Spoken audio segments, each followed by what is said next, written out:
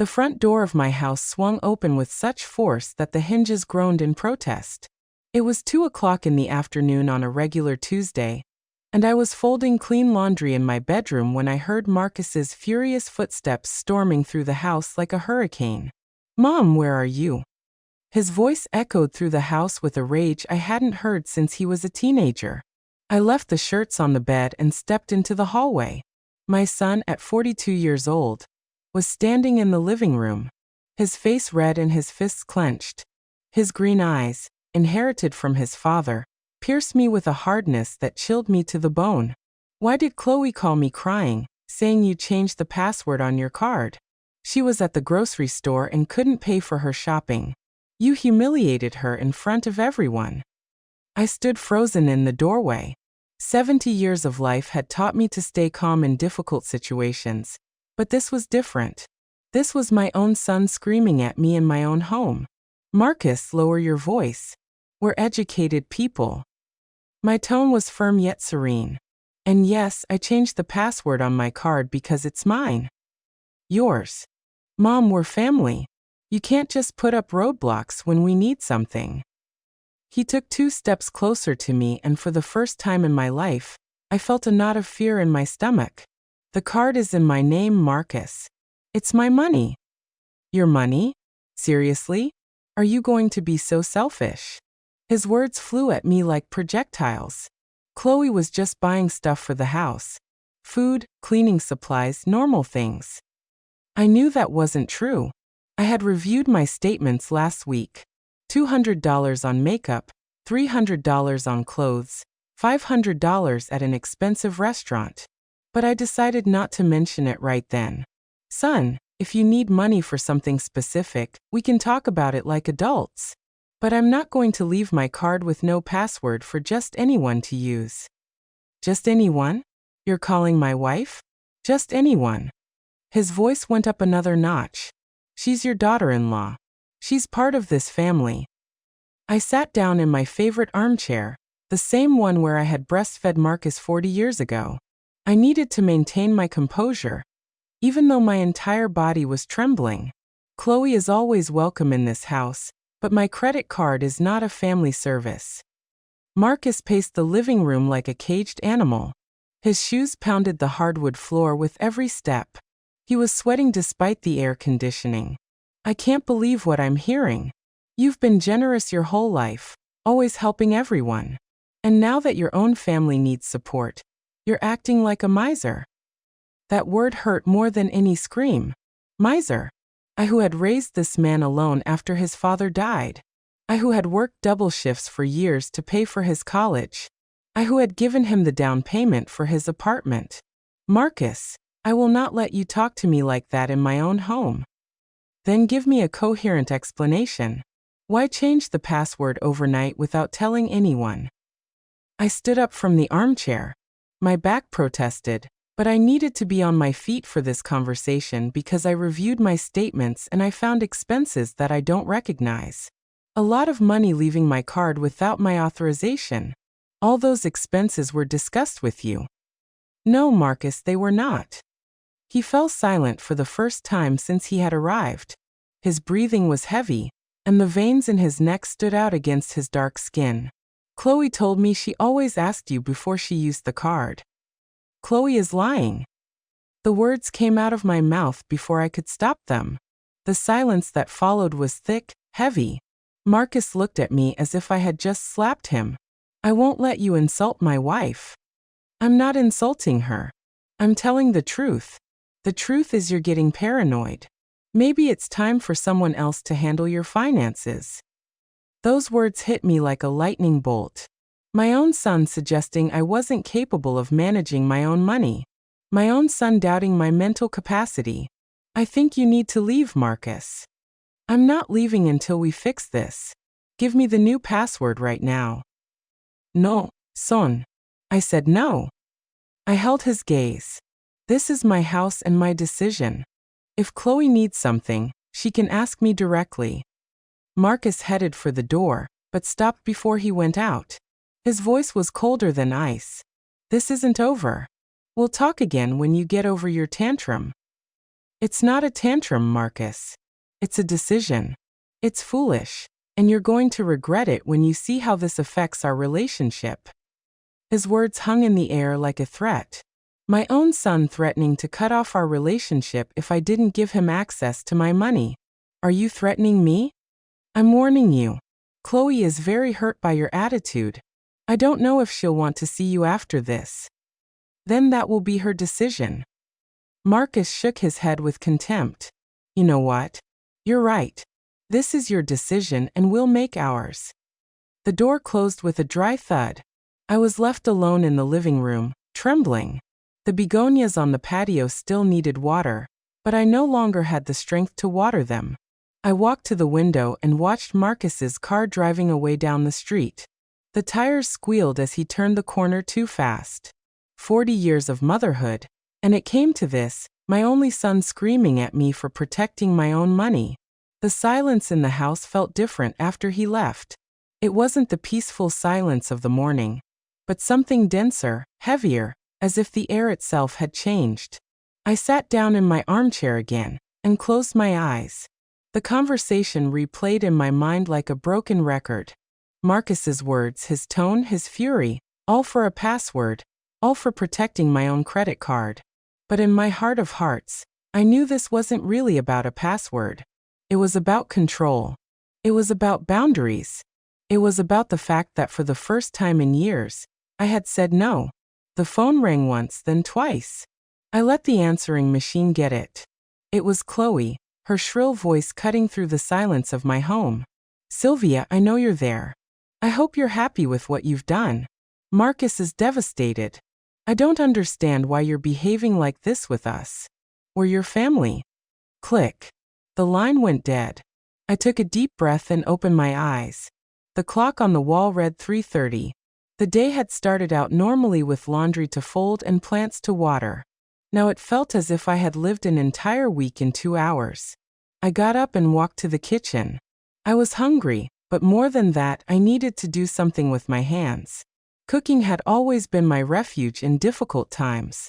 As I peeled potatoes for a late lunch, I couldn't stop thinking about Marcus's expression. The anger in his eyes wasn't new, but the coldness was. It was as if he had seen right through me and decided I was no longer worth his respect. But that sunny afternoon was just the beginning of the nightmare I would live. For 30 years, my routine had been my strength. I would get up at 6 o'clock in the morning, make coffee in the same coffee maker my husband had given me before he died, and check on the plants in the yard while the sun was just beginning to warm the tiles. It was an organized, predictable, safe life. After Robert's funeral, when Marcus was just 12 years old, I learned that structure was the only thing that kept us sane. Mealtimes, study times, bedtimes, clear rules, and firm boundaries. That's how we'd raise a good man, I thought. My 2-story house had been our refuge for 40 years. Robert bought it when I was pregnant with Marcus with a loan we paid off over 20 years. Every room had a story. Every corner held memories. The backyard where Marcus learned to walk. The kitchen where I prepared thousands of family meals. The living room where we celebrated every birthday. The neighbors knew me as the woman who always had time to help. When Miss Carter got sick, I brought her food for 2 months.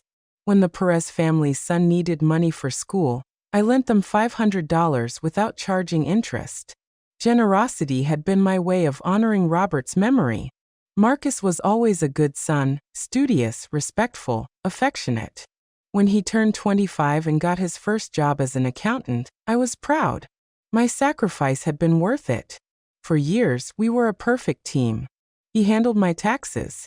I cooked for him on Sundays. We visited each other regularly. Everything changed when he met Chloe. The first time he introduced her to me, I was making mac and cheese in the kitchen.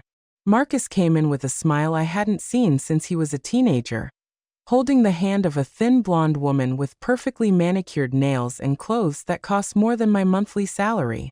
"Mom, this is Chloe, the woman of my life." Chloe smiled at me with perfect white teeth, but her eyes evaluated me from head to toe as if I were an obstacle she needed to remove. Her handshake was firm but cold. "It's a pleasure to meet you, Mrs. Johnson. Marcus talks about you all the time." During dinner, Chloe praised my cooking, asked about my garden, and showed interest in our family photos. She seemed genuinely interested in getting to know us. When they left that night, I thought I had found a good daughter-in-law. The next few visits were just as pleasant. Chloe brought me flowers, helped me wash the dishes, and told me funny stories about her job at the expensive clothing boutique downtown. Marcus seemed happy, and that was all that mattered to me. The wedding was small but elegant. I paid for half the expenses without them even asking. He was my only son, my only chance to be a mother of the groom. Chloe chose everything: the dress, the flowers, the menu, the music. I just signed the checks and smiled for the photos. For the first few months of marriage, the Sunday visits continued. Marcus and Chloe would come over for lunch, tell me about their new married life, and I enjoyed having him close. The house felt full again, like when Marcus was a boy. The first favors started innocently. "Sylvia, can you lend us some money? We're a little tight this month with apartment expenses." Chloe spoke to me in a sweet, almost timid voice. "It's $200. We'll pay you back on Friday." I gave them the money without a second thought. It was $200. I had enough savings and they were just starting their married life. It was normal for young people to have financial difficulties at the beginning. Friday came, but the money didn't. Instead, another request arrived. "Mom, can you lend us $300 more? Chloe needs clothes for work, and I don't get my bonus until next month." $300, then $500, then more. Always with the same promise: "We'll pay you back soon." Always with the same excuse: "We're a little tight this month." After 6 months, my loans totaled almost $5,000. When I brought it up during a Sunday lunch, Marcus got uncomfortable. "Mom, you know we're going to pay you back. I don't understand why you're keeping such exact accounts. We're family." "Of course we're family, son. But $5,000 isn't." Chloe intervened with her most charming smile.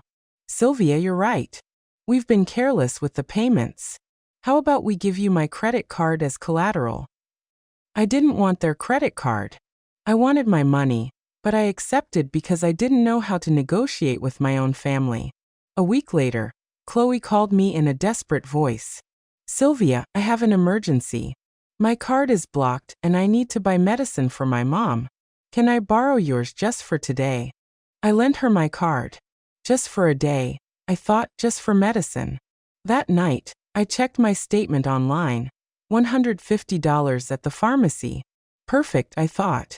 But there were other charges, too. $80 on cosmetics, $200 on clothes, $30 at an expensive restaurant. When I confronted Chloe the next day, she apologized with tears in her eyes. "I'm so sorry, Sylvia. I was at the mall and I saw some incredible sales and I just thought it would be okay. I'll pay you back tomorrow." She didn't pay me back tomorrow or the next week or the next month, but she did continue to ask for my card for emergencies. The emergency for her sister's birthday, the emergency for the shoes she needed for a wedding, the emergency for Marcus' anniversary gift. Always emergencies, always urgent, always with promises of immediate repayment. After a year, I had lost count of how much money had left my card. My life savings were dwindling month after month, but every time I tried to talk about it, Marcus made me feel guilty. "Mom, I don't understand why you're so petty with us. You have enough money, and we're trying to get ahead." Petty. That word was etched in my mind for weeks. The Sunday visits became tense.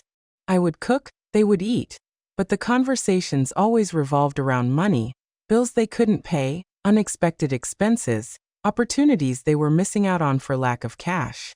"If we had a better car, I could get a better job," Chloe would say while playing with her new phone. "If we could move to a nicer neighborhood, we'd have a better quality of life," Marcus would add while serving himself a third portion of my stew. I listened in silence, knowing their words were indirect requests for more money. One afternoon, while reviewing my bank statements, I realized something that chilled me to the bone. In the last 6 months, I had spent more money than I was earning from my retirement fund. My life savings were evaporating to finance Marcus and Chloe's luxurious lifestyle. I couldn't sleep that night. I stayed awake until dawn, calculating how much money I had lost, how much they owed me, and how much longer I could sustain this situation before I was ruined. For the first time in 30 years, my morning routine did not bring me peace. The coffee tasted bitter, the plants seemed wilted, and the silence of my house felt like a sentence. Something had to change, but I didn't know how to confront my own family without destroying everything we had built together. The following months were a slow torture of small lies and big losses. Every week brought a new emergency. Every emergency required my card, and every use of my card turned into expenses I had not authorized. Sylvia, I need your card to buy medicine for Marcus. He has an infection and needs expensive antibiotics, Chloe would tell me in a worried voice. An hour later, my phone would receive notifications of $400 in purchases at clothing stores. When I confronted her, she always had an explanation. I forgot to mention I also needed new underwear. Mine are really old, and Marcus complains. $400 on underwear. It was a special sale. 3 pieces for the price of 1. I couldn't pass up the opportunity. There was always a justification, always a reason why the extra expense was necessary, intelligent or inevitable. And I, who had raised an honest son, was beginning to doubt my own perception. The Sunday visits became financial review sessions. Chloe would arrive with a mental list of future expenses that required my support. Marcus's cousin is getting married next month. We need new clothes for the wedding. Marcus's cousin. I knew my son better than anyone. He was an only child. His first cousin is like a sister to him. Marcus would nod without looking up from his plate. His silence had become complicit. I need $500 for a dress and shoes, Chloe continued. I can't show up looking shabby. His family is very elegant. $500 for a cousin's wedding I didn't know to impress people I didn't care about. But when I tried to refuse, Marcus would intervene with his new strategy, emotional guilt. Mom, you don't understand how important this is for us. We're building a social reputation. My job depends on the connections I make at these events. His job as an accountant at a mid-sized firm didn't depend on any social connections, but I no longer knew how to argue with them without sounding like a stingy old woman.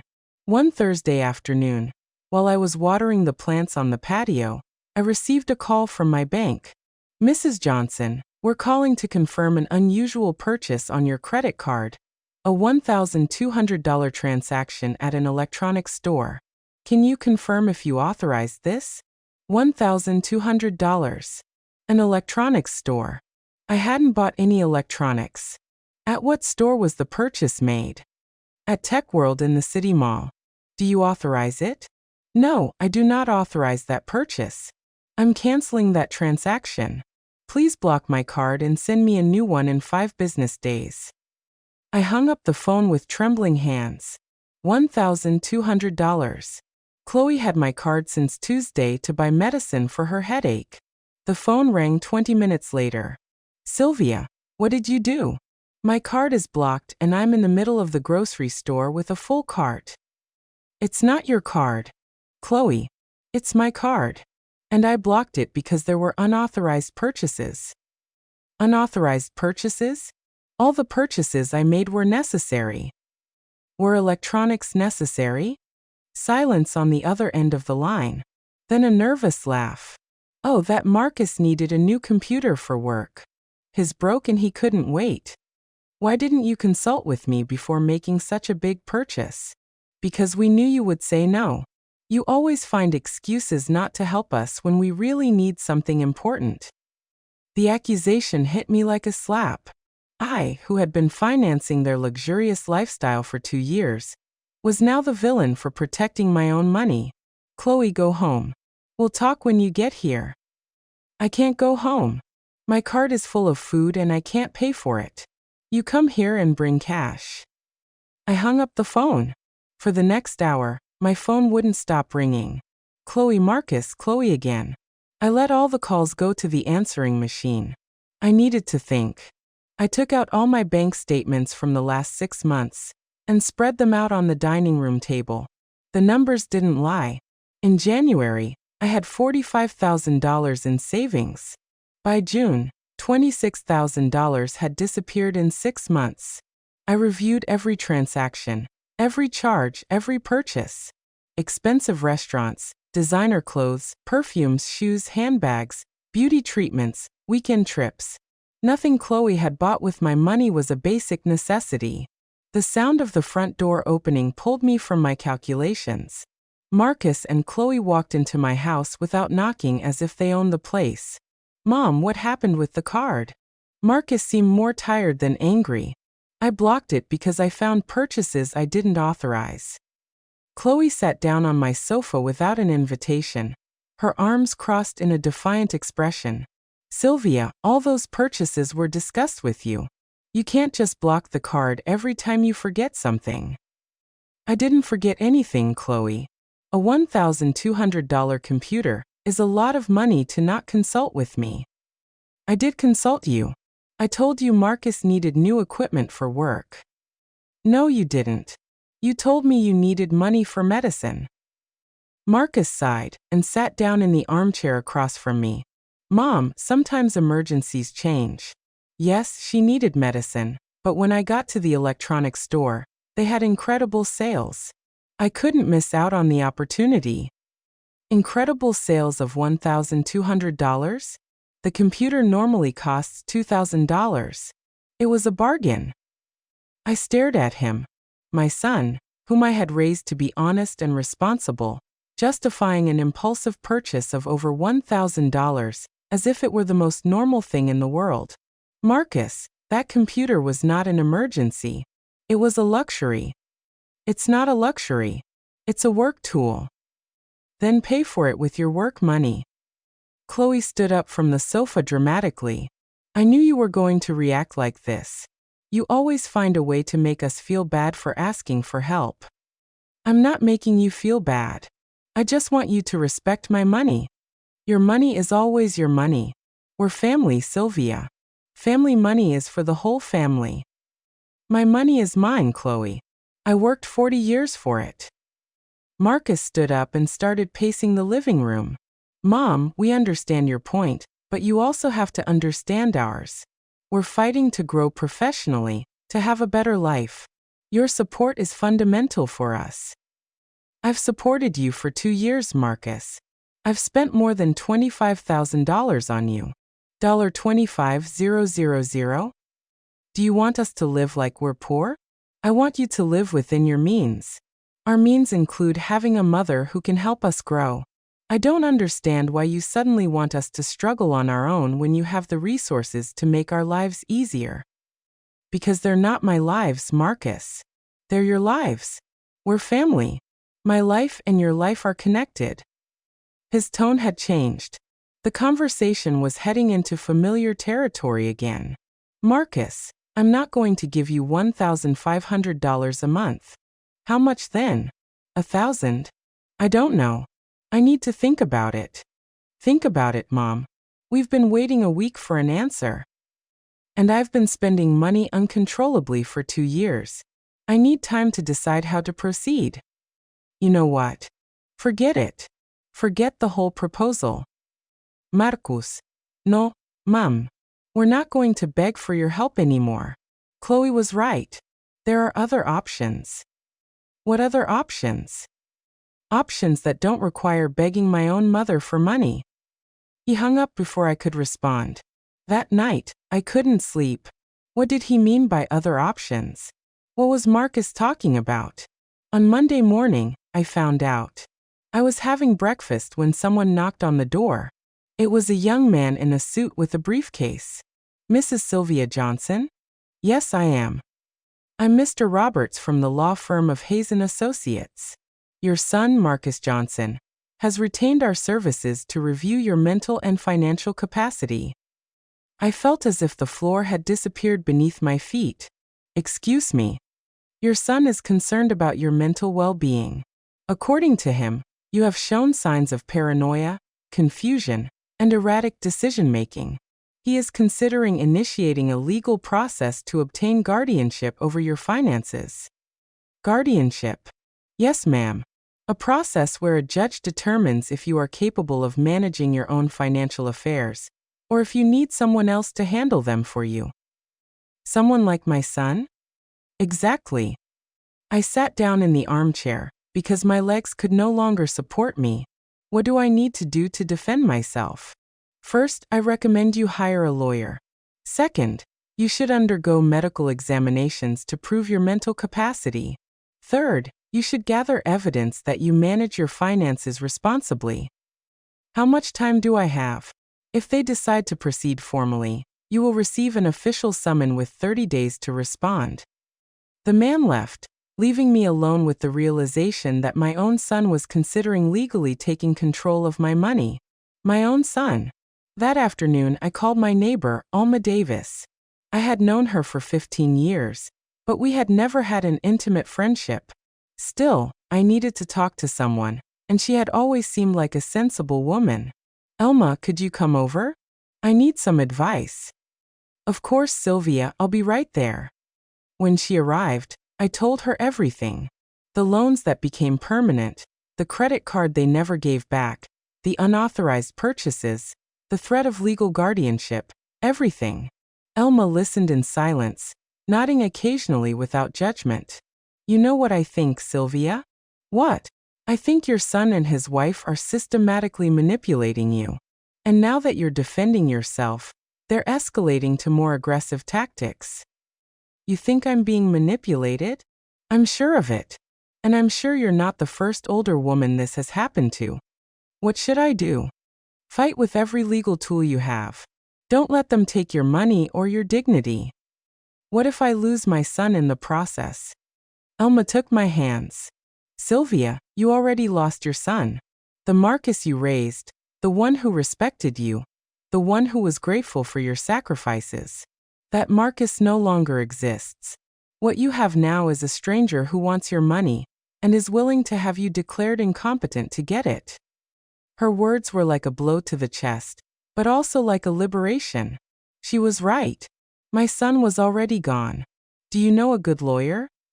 I know the best lawyer in the city for these cases. His name is Vincent Harris. Vincent Harris. The name was etched in my mind. Can you give me his number? I'll do you one better. I'll go with you to his office tomorrow. That night, for the first time in weeks, I slept soundly, not because my problems had disappeared, but because I had finally decided to fight. My son had chosen money over me. Now I was going to choose my dignity over him. On Tuesday morning, Alma accompanied me to the law office downtown.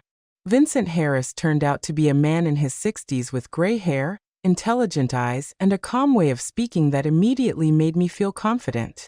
Mrs. Johnson, tell me exactly what has been happening, he said as he took notes on a yellow pad.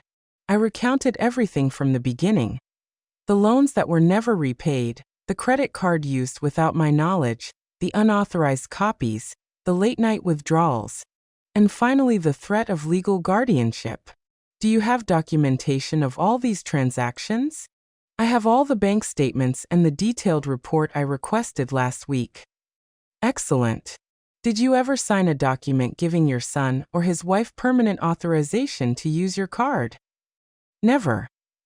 Did you ever authorize them to make copies of your card? Never. Vincent stopped writing and looked at me directly. Mrs. Johnson, what you're describing is family financial abuse. It's a crime, and we also have civil options to recover your money. How common is this? More common than people think. The most frequent victims are older women with savings who trust family members who gradually appropriate their resources. How will we proceed? First, we'll protect you from the guardianship lawsuit. Second, we'll fully document the financial abuse. Third, we'll recover your money. And fourth, we'll make sure this doesn't happen again. I felt relieved. For the first time in months, I finally had someone on my side who understood the situation. How much will all this cost? My fees are $3,000, but I consider that an investment to recover $25,000. I signed the contract that same day. Over the next week, Vincent and his team worked meticulously. They requested security camera footage from the stores where my card had been used. They tracked the IP addresses of the online purchases and documented every unauthorized transaction. What they found was worse than I had imagined. Mrs. Johnson, Vincent told me during our second meeting, not only did they use your card without authorization, they also created fake credit accounts using your personal information. Fake credit accounts? Yes. 3 additional credit cards, all in your name, but sent to your son's address. The statements show they've accumulated almost $15,000 in additional debt. $15,000 in debt I didn't know existed. My heart raced. How is that possible? They had access to all your personal information, your social security number, date of birth, bank information. With that data, it's relatively easy to apply for credit online. This means I owe that money. Not necessarily. We're going to dispute all those accounts as identity fraud, but we need to act fast. That afternoon, Vincent accompanied me to file fraud reports with the 3 credit agencies.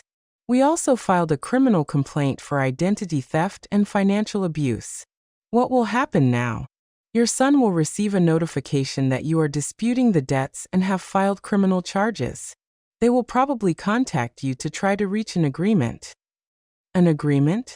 They'll try to convince you to drop the charges in exchange for promises of payment. Don't accept anything without consulting me first. He was right. On Friday night, my phone rang. It was Marcus. Mom, what have you done? His voice sounded different, scared, desperate. I've protected my finances, son. We got a court summon. We're being accused of fraud because you committed fraud. We didn't commit fraud. We're your family. Everything we did was with your knowledge. No, Marcus, it was not with my knowledge. Mom, you have to drop these charges. They're going to ruin our lives. You already ruined mine.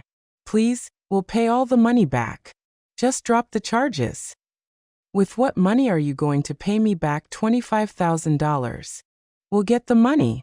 We'll take out a loan. We'll sell things. Whatever it takes. And the $15,000 in credit cards you opened in my name? There was silence on the other end of the line. How do you know about those cards? Because I hired a lawyer, Marcus. Because I investigated what you really did, Mom. Those cards were for real emergencies. Chloe needed expensive medical treatments. Medical treatments at clothing stores and expensive restaurants? Not all the purchases were frivolous. All the purchases were fraud. Marcus started to cry. It was the first time I had heard him cry since he was a child. Mom, please. We're your family. You can't destroy us for money. You already destroyed me for money. We'll pay everything back. Just give me one chance. You've already had 2 years of chances. One more chance, please. No, Marcus. Then this is war. His voice changed completely. The tears turned into coldness. Va. If you don't drop the charges, we're going to proceed with the guardianship lawsuit. We're going to prove that you're losing your mental capacity. We're going to get witnesses who say you've been behaving erratically. What witnesses? Neighbors, shopkeepers, people who have noticed your paranoid behavior. My behavior isn't paranoid. It's defensive. A judge will decide that. He hung up the phone. The next day, the real war began. First came the calls. Marcus, Chloe, unknown numbers, all leaving messages on my answering machine. Some pleading, others threatening, all trying to convince me to drop the charges. Then the visits began. Marcus would show up at different times of the day, knocking insistently, yelling from the street that he just wanted to talk. Chloe sent her friends to knock on my door with invented pretexts. One afternoon, while I was watering the plants on the patio, I heard voices on the street. 3 women I didn't know were standing in front of my house talking loudly. That's the house of the lady who's accusing her own son of stealing. How embarrassing. Sometimes kids have financial problems and need help. At that age, It's normal for them to become distrustful. My grandmother also got like that before she didn't finish the sentence, but the message was clear. They were spreading rumors about my mental state. I called Vincent. They're doing exactly what I expected, he told me. They're trying to create a narrative that you're mentally incompetent. It's a common tactic in these cases. What should we do? Document everything. Record the conversations. Take photos of the unwanted visits. Keep a log of all the harassment. We're going to use it against them. That night, someone keyed my car. 2 words in red spray paint. Crazy miser. The message was clear. While I fought legally, they would fight psychologically. I called Elma to tell her what was happening. Sylvia, you can't stay in that house alone. Come stay with me until this is resolved. I'm not going to let them run me out of my own home. Then I'll stay with you. That night, Elma slept on my sofa. Her presence calmed me, but it also saddened me. At 70 years old, I needed protection against my own family. At 3 o'clock in the morning, my phone rang. I answered, thinking it might be an emergency. I hope you're happy, Chloe's voice said, distorted as if she were speaking through a handkerchief. I hope you're happy destroying a family for dirty money. Dirty money? The money your husband made from illegal business? You think we don't know where your savings really came from? What are you saying? Ask the people in the neighborhood what kind of man your husband was. Ask them what they thought of his late-night business. She hung up before I could respond. Robert had been an accountant. He had worked at the same office for 20 years. He hadn't had any late-night business or dirty money. But now I understood how far they were willing to go to destroy my reputation. They were attacking the memory of my deceased husband. Elma, I whispered in the darkness. I think this is going to get worse before it gets better. I know, she replied from the sofa. But we're going to stand together. For the first time in months, I didn't feel completely alone. I had Elma, I had Vincent, and I had the truth on my side. But I didn't know if that would be enough against the desperation of people who had lost access to my money and were willing to do anything to get it back. The court hearing was scheduled for a Tuesday in March. For the 2 weeks leading up to it, Vincent and his team worked tirelessly to prepare my defense. There were documents, testimonies, forensic evidence of the fraudulent purchases, and something that surprised me, other victims. Mrs. Johnson, your case has opened a broader investigation, Vincent explained in his office. We've found 3 similar cases in the last 2 years. Families using the same tactics. Gradual financial abuse followed by guardianship lawsuits when the victim defends herself. Your courage in reporting this is helping other people. On the day of the hearing, I arrived at the courthouse accompanied by Vincent and Elma. In the courtroom, Marcus and Chloe were waiting with their lawyer, a young man in an expensive suit who wouldn't stop reviewing documents.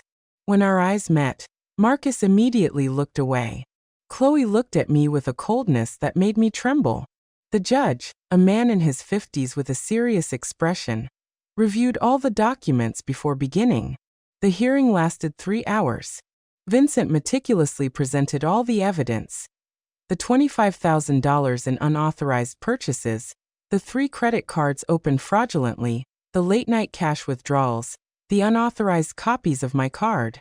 Every transaction was documented with a date, time, location, and amount.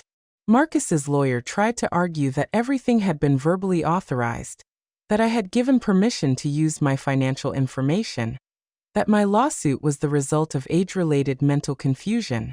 He presented as evidence testimonies from 2 people who had supposedly noticed changes in my behavior. But Vincent had prepared a devastating surprise. He had obtained security camera recordings from several stores where my card had been used. The images clearly showed Chloe using my card while I was supposedly at home. He also had phone records that showed that during some of those purchases, I had been talking on the phone from my home landline, which made it impossible for me to have been present at the stores. The most compelling evidence was the testimony of my family doctor, Dr. Paul Rodriguez, who had been my doctor for 15 years. He testified that my medical and neurological exams over the last 2 years showed a completely normal mental capacity for my age, with no signs of cognitive decline, dementia, or any condition that could affect my ability to make financial decisions. When the judge asked me to testify, I stood up with trembling legs but with a firm voice. I explained how it had all started with small loans that were never repaid, how they had gradually taken control of my credit card, how they had made copies without my authorization, and how when I finally tried to protect my finances, they threatened to take legal control of my money. Mrs. Johnson, the judge asked me, at any point did you specifically authorize your son or his wife to open credit accounts in your name? Never, Your Honor. I never authorized any additional credit accounts. Did you know these accounts existed before you hired your lawyer? I had no knowledge of their existence.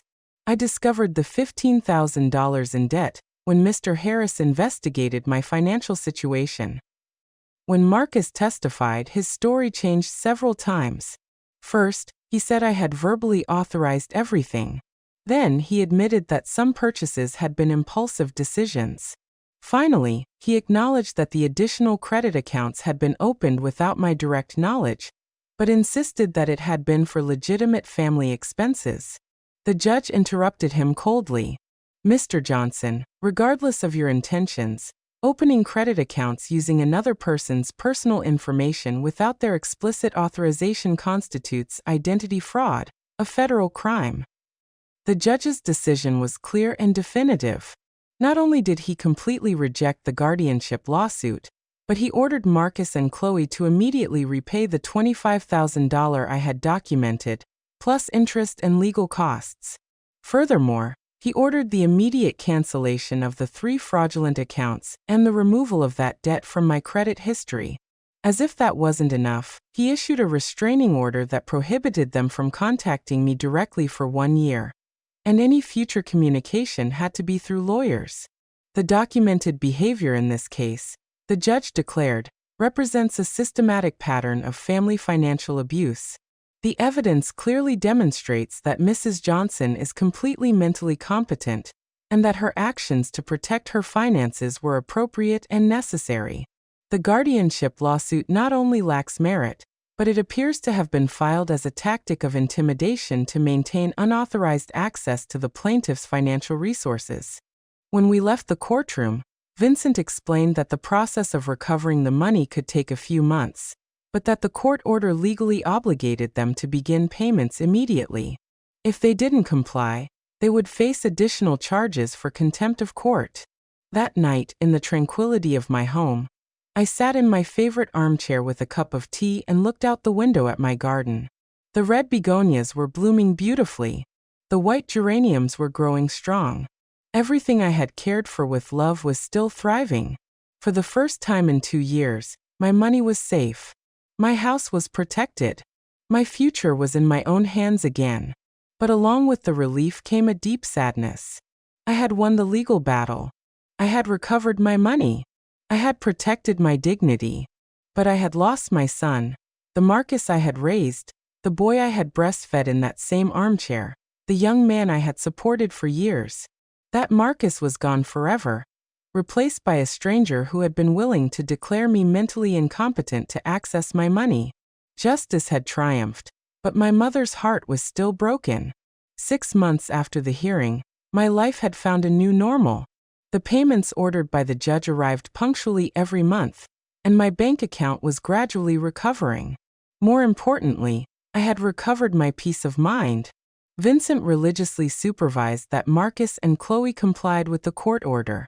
During those months of legal work, our conversations had evolved beyond legal matters. I discovered that Vincent had been a widower for 5 years, that he had 3 adult children who lived in other cities, and that he shared my love for gardening.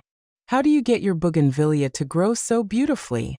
he asked me one afternoon while we were reviewing the latest payment documents on my patio. "Patience and constant care," I replied. Like everything worthwhile in life, his visits had become more frequent and less professional. He would arrive with excuses about documents to review but would stay to have coffee and talk about books, politics, memories of our marriages,